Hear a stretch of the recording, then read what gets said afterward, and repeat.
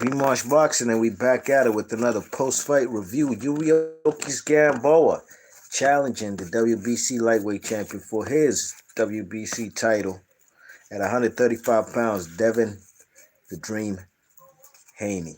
Now, Gamboa is coming off a loss. Both guys haven't been in the ring in quite a while. I believe this was actually Gamboa's first fight. Not Gamboa, Devin Haney's first fight back, coming off of that shoulder surgery he had after acquiring that vacant WBC title he got. So, this fight basically was Devin Haney in the first, but mostly just jabbing, keeping distance, dictating the pace with the jab.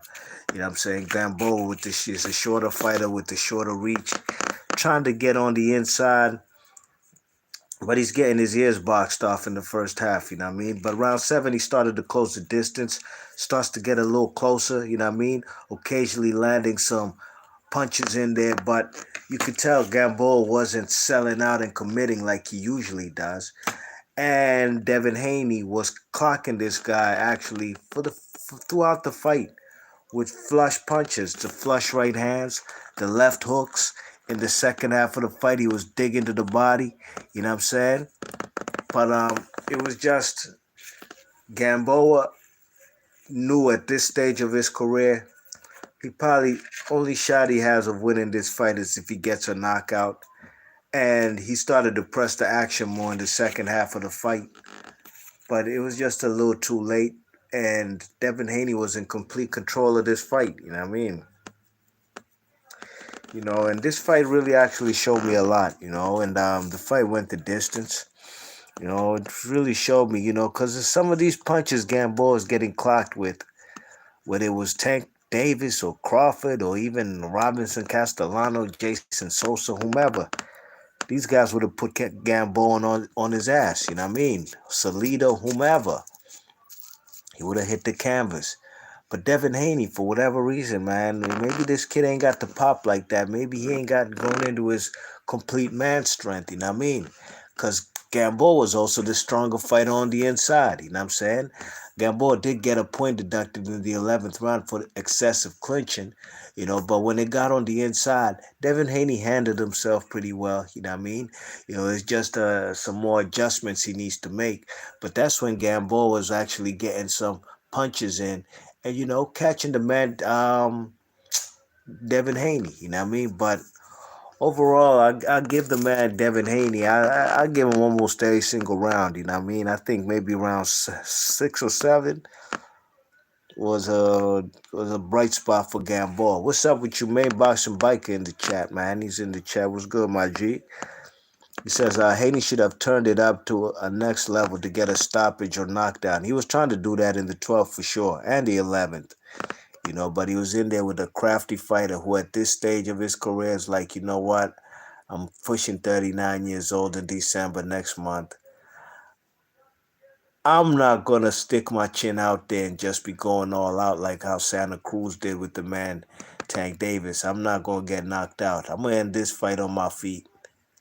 Because every single loss that the man Gamboa has, apart from Devin Haney, has been a stoppage. Not tonight, though. Main Boxing Biker says, Haney power doesn't seem elite. Absolutely not. And tonight proved a lot. I'm kind of blown, my G.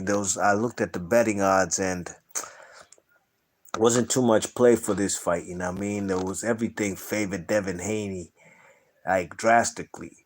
But the only thing I was really looking at was Devin Haney winning on points and the fight period just going to decision. And I was like, knowing how chinny Gamboa is, he's probably been down like 10 times in his career on the canvas. I just couldn't do it. I just couldn't pull the trigger. And this fight went 12 rounds. I kind of felt like, damn.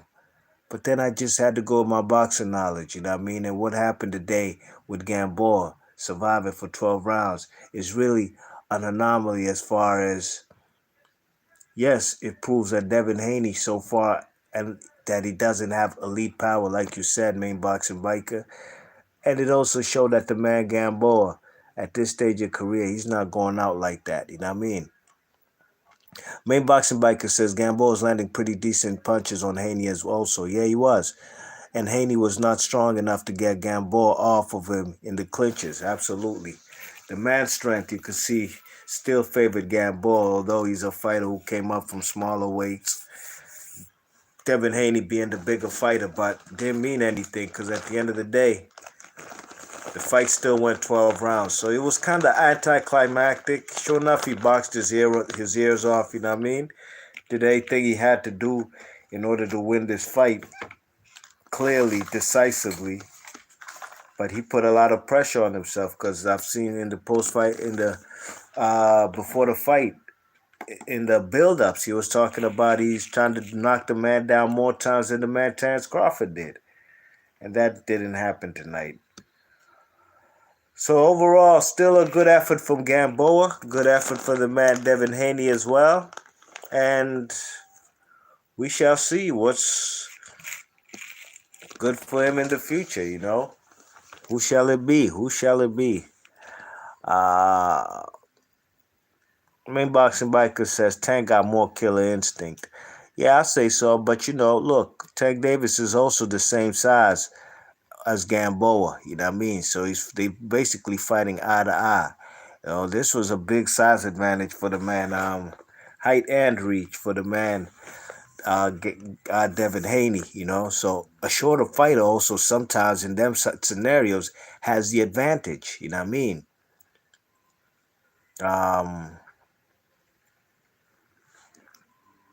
Where we at in the chat? Main Boxing Biker says, I'd love to see that Haney versus Ryan Garcia matchup. Yeah, Garcia wants no smoke with him. None whatsoever. Papi Palazuelos, he says, Haney boring. Main Boxing Biker says, Ryan keeps his chin in the air a lot, but so does Gamboa. Absolutely. Papi Pazalua says, Haney fumbled the bag. Casuals don't want to see him fight anymore. Well, you must be a casual, Papi Palazuelos, because hardcores like me, I'd like to see him fight again and some more. So you can speak for yourself and the casuals alike. But this channel right here ain't for casuals, you know what I mean? So yeah, man, Gamboa survives 12 rounds. And you know, Devin Haney put a lot of pressure on himself. Didn't get it done by KO. Still won a pitch to shutout. But coming off back-to-back weekends where we saw Teofimo Lopez and Tank Davis make statements in this lightweight division. Teofimo Lopez snatching up 3 of the 4 titles. Tank Davis with the viral pay-per-view knockout. Devin Haney's performance was anticlimactic, and it didn't really move the needle as far as the boxing retro scale, you know what I mean? You know, like, you know, what's really gonna be the what people gonna talk about? They're gonna say he ain't knock out this old man who's old enough to be his pop. 17 years advantage for the man Devin Haney. But Gamboa survived in there. You know, landed some punches, some power punches. Was throwing more punches than Devin Haney, that's for sure. He just missed a lot because Devin Haney kept that, you know, little fake-ass Philly shell, kept a tight defense. Didn't get clipped with no big shots, but he did catch Gamboa big shots. But Gamboa was still there. You know what I mean? Main Boxing Biker says, we like boxing, whether it's a 12-round decision or a KO. Absolutely. Absolutely, man. It's boxing. You ain't going to knock out every single man. Are you serious? Especially when the stakes get higher. You know what I mean? It's when you step up fights, unifications, when the stakes get higher, it's your KO's just, what else we got in the chat? Papi Pazuela says, I'm no casual. I invited my friends over tonight to watch the fight. They're casuals and wanted to see another Tank versus Santa Cruz. They're disappointed. Hey, well, I'll tell you like this. Me personally, this ain't a fight for me personally. You know, I don't know how you get down. You know, some people just like to get down for any fights, period. This wouldn't be the type of fight that I would be trying to impress or put people on to be like, yo, you know what I'm saying? Because look, this is a big age difference between Devin Haney and Gamboa. Even if he knocked him out, you know, anybody who knows anything, even a casual could tell you, but that guy's kind of old. That's what he's supposed to do. You know what I mean? Teofimo Lopez and and Vasil Lomachenko, that's a type of fight party atmosphere. You know what I'm saying? Pay-per-view type of fight with all them straps on the line. Tank Davis versus Santa Cruz, absolutely, that's a fight atmosphere type of fight. You know what I mean? But then again, we also have to remember, not every single fight will end in a KO, regardless if the odds said so. Tonight, I feel like I lost some money. I felt like I really looked at the odds like I should have put some guap. I should put some guap on this fight going the distance. But my boxing mind just tells me, man, Gamboa, man, how chinny he is. It probably won't, but then it's boxing. Expect the unexpected. Anything could happen, you know? Um, Main Boxing Biker says Kell Brook versus Crawford is a fight he should have brung his friends over to watch next week. Absolutely. That's the type of fight right there. Because Bud Crawford does stop his opponents. And that's the truth. You know? You check it, that's the truth. That's what he does, you know what I mean? And even if he doesn't stop the man Kell Brook, you will see a mean streak as far as Bud Crawford, just putting hands on Kell Brook. And you might see Bud Crawford being vulnerable in there. You know, he could get clipped. He could get hurt. These are the type of things that could happen, you know what I mean? Papi Palazuelo says, the only reason I hyped up the fight was because Gamboa has a glass chin and Haney was saying he'd drop it more than Crawford. That made it exciting. It didn't live up to it. Well, I'm sorry that this fight didn't quite live up to the hype. I don't know what you were expecting, man. You know, yeah, I'm saying this fight right here was what it was. A fight nobody was even really talking about. I didn't make a single video for the build-up for this fight. No prediction video, none of that. Because personally, I was quite disgusted with this fight even happening.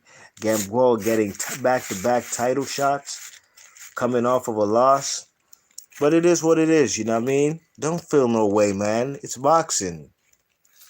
You know, whether you paid your DAZN bill or whatever, that's your obligation, you know what I'm saying? If you're going to pay for your DAZN, you got what you paid for, you know what I mean? There'll be fights next week and the week after, you know what I'm saying? I'm not disappointed. It is what it is, you know? When I say anticlimactic, I mean as far as, yes, he should have stopped this guy, and he didn't. But then again, it goes to show that Gamboa is also still a crafty veteran. You know what I mean? And he's not just a punching bag waiting to happen. Even tonight, he wasn't necessarily just a punching bag. The man landed a lot of punches and threw punches too.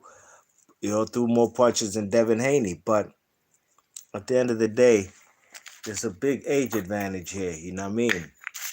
In favor of the man Devin Haney. Where we at in the chat?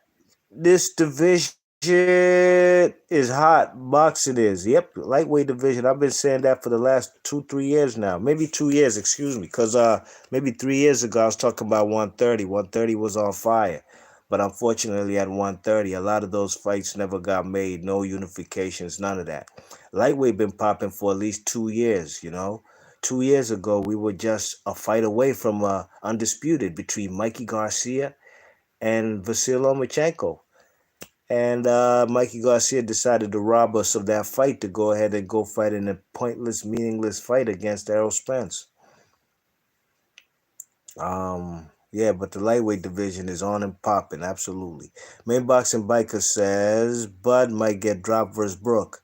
He might, but I highly doubt it. I highly doubt it as far as this fight. You know, I think Kell Brook is there to be beat.